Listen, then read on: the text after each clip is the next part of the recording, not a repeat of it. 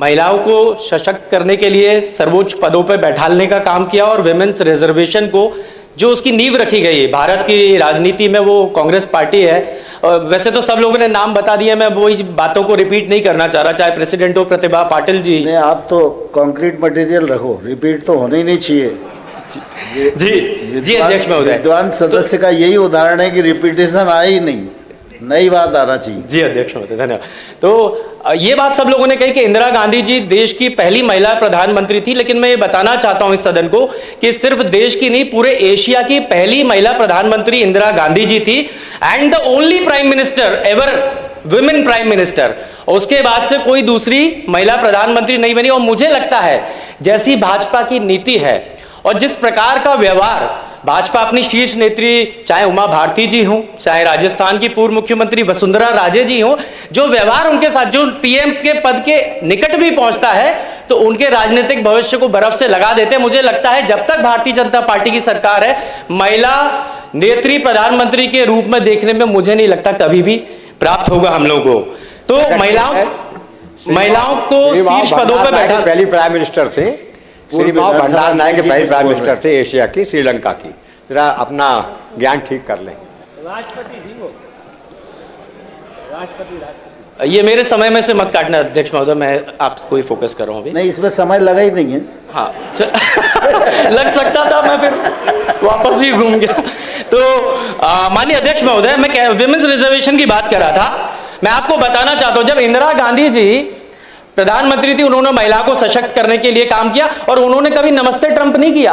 Trump होते तो लौट के उनको राम राम करते। अभी जो नमस्ते ट्रंप चल रहा है वो सशक्त महिला, आज भी इंदिरा गांधी जैसी दमदार महिला, ऐसा प्रधानमंत्री मिलेगा नहीं। कोई अपना सीने कितना इंच का बताते रहे, लेकिन दमदारी दिखाई देती है, उसके लिए बताना नहीं पड़ता है। 1989 में राजीव गांधी जी विमेंस रिजर्वेशन लेकर के आए और मैं आपको इस सदन को बतलाना चाहता हूं कि उसका विरोध करने वाले कौन थे, उस समय विपक्ष में कौन थे। 1989 के बिल का विरोध किया भाजपा के नेताओं ने। मैं कहूं तो नाम से बता दूं किन किन ने उस बिल के अगेंस्ट वोट किया। 2010 में राज्यसभा से पास हुआ विमेंस रिजर्वेशन बिल, लेकिन लोकसभा में फेल हुआ।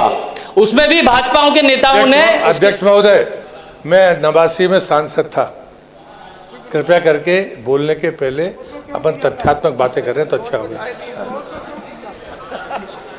हो सकता है उस समय माननीय अनुपस्थित हो या कैंटीन में नाश्ता करने गए हो।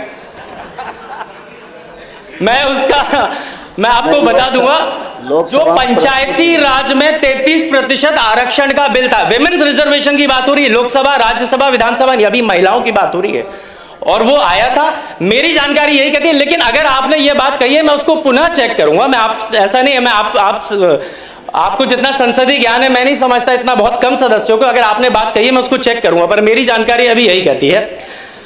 आदरणीय भारतीय जनता पार्टी के नेताओं को शर्म आनी चाहिए कहते हुए कि जब जब विमेंस रिजर्वेशन बिल आया, चाहे 2010 में आया, तब उसमें अगेंस्ट में वोट किया। आपके जो संस्थापक थे आडवाणी जी, उन्होंने तक इस रिजर्वेशन बिल के अगेंस्ट में वोट किया। हमारे नेता राहुल गांधी जी, सोनिया गांधी जी ने 2017 में 2018 में पत्र लिख करके मांग करी मोदी जी से कि विमेंस रिजर्वेशन बिल को लाइए आप मॉनसून सत्र में, और यदि आप लाते हैं तो 2019 के चुनाव में यह बिल चालू हो चुका होता और महिला को यह आरक्षण प्राप्त हो गया होता, लेकिन इसको अनसुना किया गया। कोई बात नहीं, लेकिन जब मोदी जी लेकर के आए 2023 में इस बिल को लाए, कांग्रेस ने और पूरे विपक्ष ने सर्वसहमति से 100% इस बिल को समर्थन दिया और यह बिल पास हो चुका है। महिला आरक्षण का बिल लोकसभा में पास हो चुका है। लेकिन अब चर्चा हो रही है क्योंकि एक और जो बिल उसके साथ अलाइन किया था, परिसीमन का बिल, क्योंकि दो विषय हैं, इन दोनों को जोड़ करके देखा जाएगा तो ठीक नहीं है। महिलाओं के हितों की बात कर रहे हैं तो आप उसमें परिसीमन क्यों जोड़ रहे हैं? कि आधार कार्ड की तरह क्यों बता रहे हैं कि आधार को मोबाइल से लिंक करो तो ओटीपी निकलेगा, बैंक खाते से लिंक करो तो केवाईसी होगा। ये आधार कार्ड थोड़ी है, महिला आरक्षण है। हम महिलाओं की बात कर रहे हैं, हम सीधी सी बात ये कर रहे हैं कि 1/3 आरक्षण महिलाओं को मिले। परिसीमन के बाद सीट बढ़ती है तो उसमें 1/3 का फॉर्मूला, छोटा सा कैलकुलेटर है, उसको डिवाइड बाय 3 कर लीजिए। सीटें घटती हैं तो उसमें 1/3 का फॉर्मूला। महिलाओं के आरक्षण की बात कीजिए और परिसीमन में आप जो महिलाओं को मुखौटा बना के अपने 2029 का लक्ष्य ढूंढने का कोशिश कर रहे हैं उसको समाप्त कर दीजिए। ये जो आपकी टाइमिंग है, पश्चिम बंगाल के चुनाव, तमिलनाडु के चुनाव, ये सब चीजें ठीक नहीं है। मुझे लगता है महिलाओं की आड़ में राजनीति नहीं करनी चाहिए। एक अभी जब इस पूरे विषय का राजनीतिकरण हो रहा था तो भारतीय जनता पार्टी के सभी नेताओं ने सभा आयोजित करी और इसका विषय का राजनीतिकरण किया। उसी समय पे एक महिला प्रिंसिपल सेक्रेटरी की मैं दाद देना चाहूंगा। महिला एवं बाल विकास की प्रिंसिपल सेक्रेटरी ने व्हाट्सएप पर लिख करके ये मैसेज कम्युनिकेट किया सारे कलेक्टर्स को और सारे अधिकारियों को कि महिलाओं को भाजपा की भीड़ में भेजने के लिए बाधित मत कीजिए। इसका मतलब यह है कि महिलाएं इकट्ठी नहीं हो रही थी और आप कलेक्टर के माध्यम से और महिला बाल विकास के माध्यम से महिलाओं को इकट्ठा करें, मतलब महिलाएं विरोध नहीं कर रही, आप जबरन उस भीड़ को बुला रहे थे। वो रिकॉर्ड पे है, वो सारी न्यूज एजेंसीज ने कवर किया। मैं एक दृश्य दिखाना चाहूंगा अध्यक्ष महोदय। ये मध्य प्रदेश की महिलाएं हैं और अनेकों महिलाओं ने, माननीय मुख्यमंत्री जी भी और देख रहे हो पूरा सदन देखे, ये अनेकों महिलाओं ने केश त्याग किया है, मुंडन करवाया। ये शिक्षिकाएं हैं जो मध्य प्रदेश के भविष्य का निर्माण कर रही हैं और इनकी पीड़ा इतनी बड़ी थी कि इन्होंने अपने केश त्याग करके माननीय नरेंद्र मोदी जी को भेजे और सोचा कि वो हमेशा मन की बात करते हैं, घंटों मन की बात करते हैं, एक बार तो शायद उनके मन में हमारी पीड़ा आएगी, लेकिन मोदी जी ने कभी इनका जिक्र नहीं किया। Point of order. मुझे लगता है कि यदि माननीय सदस्य को कोई चित्र दिखाना है तो या तो आसंदी से परमिशन लेनी चाहिए। मैं चाहता था कि उनको टोकू ना। अब वो 89 में राजीव गांधी को प्रधानमंत्री बता रहे तो उनकी समझ में आती है कि वो कितने विद्वान आदमी हैं, आपने तो कहा था। लेकिन इतना मुझे लगता है कि भावनात्मक अपन ना हो, अपन तथ्यात्मक बातें करें तो अच्छा होगा। चित्र दिखाना है तो आसंदी से परमिशन ले लेते तो दिखा सकते हैं आप। अध्यक्ष जी, आपने बोला कि बड़े विद्वान हैं वो, या तो आप अपने शब्द वापस ले या फिर उनके शब्द वापस करें। हेमंत जी, ये चित्र वगैरह बाकी चीज़ों को कोट करने का आप सब लोग समझदार मेंबर हैं, ध्यान रखना चाहिए। इस तरीके से आप नहीं दिखा सकते। अध्यक्ष महोदय, एक और प्रदर्शन हुआ जहां पर महिलाओं ने, ये आज बिना चित्र दिखाए मैं उसका चित्रण कर देता हूं, जहां पर महिलाओं ने थाली लेकर के भारतीय जनता पार्टी, पूरा हो ही गया ना, आगे नहीं, ये दूसरा प्रदर्शन है। इसमें राखी के अवसर पर महिलाओं ने सोचा कि उनको नियुक्ति मिल जाएगी। नियुक्ति पत्र जो 3 साल से लंबित था, उन्होंने राखी की थाली सजाई, पूजा की थाली सजाई, उसमें राखी रखी और सोचा बीजेपी के नेता आएंगे, राखी बंधवाएंगे और उनसे बदले में नियुक्ति पत्र भी मिल जाएंगे और कुछ उपहार के रूप में बहनों को जो है कुछ अच्छा तोहफा मिलेगा। लेकिन बदले में उन बहनों को रात भर थानों में बिठाया गया, लाठी चार्ज करवाया गया और कोई भी बीजेपी का नेता इन महिलाओं से मिलने तक नहीं गया। मैं चलिए राज्य के विषय पे आ जाता हूं। चित्रण से समस्या है, ठीक है, जो चित्र है वो है तो सत्य। अब आपको सत्य दिखाने से समस्या है, आप नियम में कहते हैं सदन के बाहर के सदस्यों का नाम नहीं। सत्य दिखाने से परहेज नहीं है, नियम और प्रक्रिया से परहेज, उसका पालन करना चाहिए। राज्य महिलाओं की सुरक्षा के लिए, महिलाओं की पीड़ा सुनने के लिए संवैधानिक व्यवस्था है महिला आयोग का गठन करना, और यह विषय राज्य का। अभी हम केंद्र की बात करें, यहां से संकल्प भेजेंगे, केंद्र कौन सुन रहा है आपकी, आप राज्य की बात करिए। अगर महिलाओं के आयोग का गठन हो जाता, पिछले 7 वर्ष से धूल खा रहा है वो कार्यालय, कम से कम 30,000 से ज्यादा महिलाओं की शिकायतें और पीड़ा वहां लंबित है। इसका दोषी कौन है? क्या यह सरकार इसके लिए माफी मांगेगी हमने इस आयोग का गठन नहीं किया? 7 साल हो गए, क्या यह भी गलत है? क्या इस रिकॉर्ड को भी कोई चैलेंज करेगा? 30,000 से ज्यादा शिकायतें, क्यों आप एक महिला आयोग का गठन नहीं कर पाए? क्यों एक अध्यक्ष नहीं बैठा पाए जो उनकी पीड़ा सुनती? और इसका रिजल्ट क्या है? महिलाओं की तस्करी में मध्य प्रदेश नंबर 1 पर पहुंच गया। तस्करी सोने की होती थी, ड्रग्स की होती थी, यहां पर महिलाओं की तस्करी हो रही है प्रत्येक दिन। बीबीसी की रिपोर्ट है, एनसीआरबी के आंकड़े हैं 2023-24 के कि 40-45 महिलाएं प्रत्येक दिन गायब हुई और आज तक वो लापता हैं। क्राइम अगेंस्ट वुमेन में हमेशा मध्य प्रदेश टॉप पर रहा है। मैं तो अपनी चुनी हुई प्रतिनिधियों की अध्यक्ष महोदय, मैं पीड़ा आपको बता देता हूं।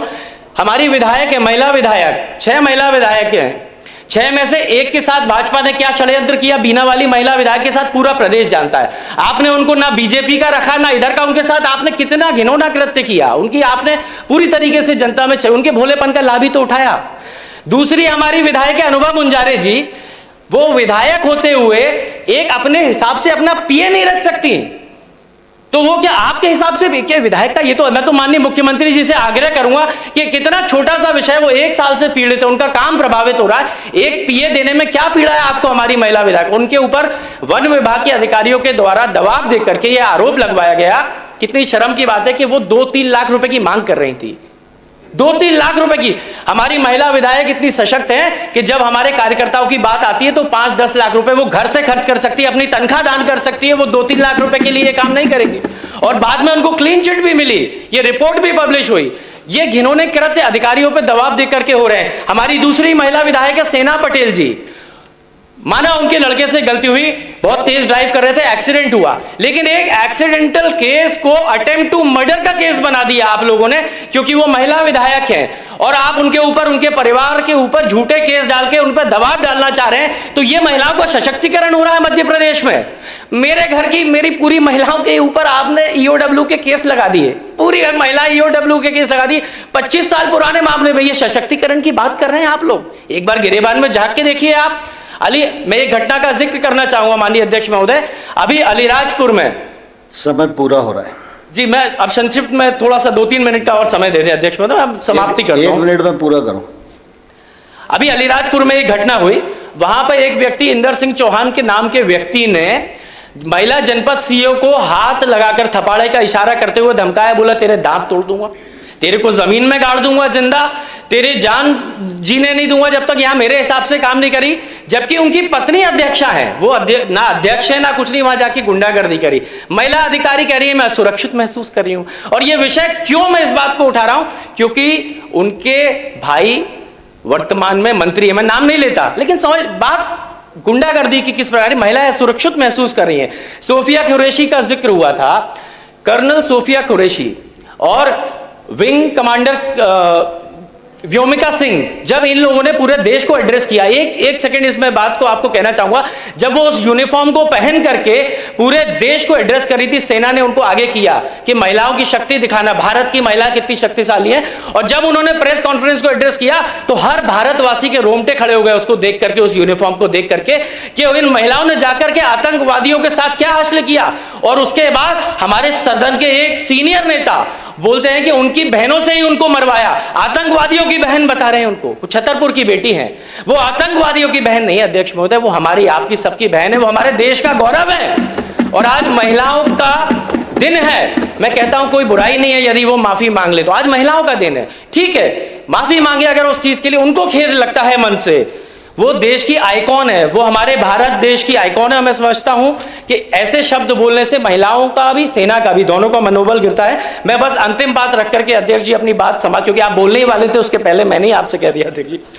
मेरी आखिरी में बस इतनी सी मांग है कि आज सदन में जो चर्चा है वो 2 चीजों के बीच में है। एक तरफ मोदी हित है और दूसरी तरफ महिला हित है। इन दो चीजों के बीच में आज चुनाव होने वाला है, बहुत महत्वपूर्ण दिन है। और यहां की आवाज महिलाओं तक जाएगी, प्रदेश की महिलाओं तक और देश की महिलाओं तक जाएगी। माननीय मुख्यमंत्री जी भी सुन रहे हैं। तो अब आप मोदी हित के साथ जाएंगे कि महिला हित के साथ? महिलाओं का आशीर्वाद लेंगे तो लंबी राजनीति चलेगी, मोदी का आशीर्वाद लेंगे तो 2-4 साल ही चल पाएगी। मैं आग्रह करता हूं कि महिलाओं के हित के साथ खड़े हैं तो आप अभी इस बिल को पारित कीजिए 2026 में। एक बात आदरणीय कैलाश विजयवर्गीय जी के, वो भी विद्वान सदस्य, लेकिन उनके मुंह से कहते कहते निकल गई।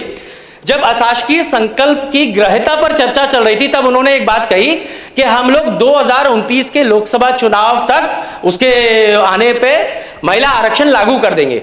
तो इसका मतलब यह स्पष्ट है कि जब 2028 में मध्य प्रदेश में विधानसभा का चुनाव होगा तो उसमें महिलाओं को न्याय और आरक्षण नहीं मिलेगा। उन्होंने ये बात कही है और ये दुख की बात है। मैं कहना चाहता हूं 2026 में आरक्षण लागू होना चाहिए और तत्काल आरक्षण लागू हो, 1/3 आरक्षण, और वो आज से प्रभावशील हो। मैं एक आग्रह और मुख्यमंत्री जी से करूंगा कि ये तो केंद्र का विषय है, हम इसमें कुछ कर नहीं सकते, ये होगा लोकसभा राज्यसभा से। जो आप कर सकते हैं, अगर वाकई आप महिला हितैषी है, माननीय मुख्यमंत्री जी आपकी सरकार महिला हितैषी है, तो 50% आरक्षण की घोषणा आज तत्काल आप सारी शासकीय नौकरियों में, शासकीय पदों के अगेंस्ट कर दीजिए। मेरी पूरी कांग्रेस पार्टी आपका समर्थन करेगी। आप महिला हितैषी है तो करिए आज। और आपने एक और संकल्प लिया था, ये नया संकल्प है, इसके पुराना आपका संकल्प था कि 3000 रुपए महिलाओं को देंगे लाडली बहना में, तो उस संकल्प को तो पूरा कर दीजिए। आज उसकी घोषणा कीजिए कि हाँ 3000 रुपए कल से खातों में गिरना शुरू हो जाएंगे। जो 6,28,000 लाडली बहनाओं को उम्र के कारण अपात्र किया है, तो जो छोटी लाडली बहना थी वो तो बड़ी होकर पात्र हुई होंगी, उनकी उम्र रुक थोड़ी गई। कृपया समाप्त। मैं बस इतनी सी बात कहूंगा कि महिला आयोग का गठन होना चाहिए तत्काल रूप से, और जो 1/3 आरक्षण है उसको अभी लागू करना चाहिए। परिसीमन की आड़ में 2029 के चुनाव की आड़ में आप महिलाओं को मुखौटा मत बनाइए। आपने मुझे बोलने का अवसर दिया, बहुत बहुत धन्यवाद अध्यक्ष।